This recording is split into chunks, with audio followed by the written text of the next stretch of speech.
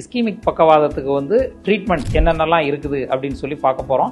ட்ரீட்மெண்ட்னாலே இது வந்து time bound. நம்ம வந்து கோல்டன் அவர் அப்படின்றது ஸ்ட்ரோக்ல இருக்குது. ஸ்ட்ரோக் ஆரம்பிச்சு 4.5 மணி நேரத்திற்குள் சென்றால் அவங்க வந்து ஒரு Claude buster injection IV thrombolysis அப்படின்றத போட்டு நம்ம ஸ்ட்ரோக்ல இருந்து ரெக்கவர் பண்ணிடலாம். இது நிறைய ஹாஸ்பிட்டல்ஸ்ல வந்து பண்றாங்க. நம்ம ஸ்ட்ரோக்கினுடைய சிம்டம் வந்து ஐடென்டிஃபை பண்ணி உடனே பக்கத்தில் உள்ள ஹாஸ்பிட்டலுக்கு போகணும். இதுதான் வந்து பேஷண்ட் செய்ய வேண்டியது. இப்போ பேஷண்ட்ஸ் வந்து ஒரு பெரிய தமனி அடைப்பு, லார்ஜ் வெசல் அக்ளூஷன் சொல்லுவோம். மூளைக்கு போற பெரிய தமனியில அடைப்பு இருக்குது. ஆனா நம்ம அந்த 4.5 மணி நேரத்தை தவற விட்டுட்டோம். 6 மணி நேரம் வரைக்கும் கூட போகலாம். அப்படின்னாலும் கொஞ்சம் லெவல் 4 ஹாஸ்பிட்டல்ஸ்ல வந்து மெக்கானிக்கல் த்ராம்பெக்டமி அப்படின்னு சொல்லி நம்ம ஃபெமரல் வழியா ஆர்டரி வழியா பங்க்சர் பண்ணி உள்ள போய் அந்த கிளாட்டை வந்து ரிமூவ் பண்ணிடுவாங்க. அதுக்கும் ஆப்ஷன்ஸ் இருக்கு.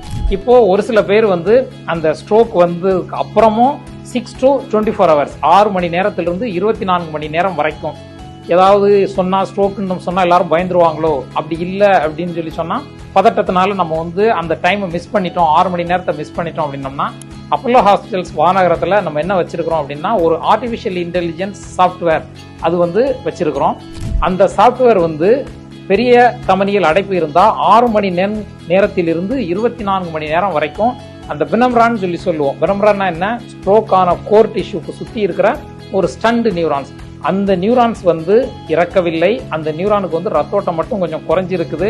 நம்ம 24 மணி நேரத்திற்குள் ரத்தோட்டத்தை அந்த இடத்துக்கு வந்து நம்ம கொண்டு போயிட்டோம் அப்படின்னோம்னா ஸ்ட்ரோக்ல இருந்து ரெக்கவர் பண்ணிடலாம்.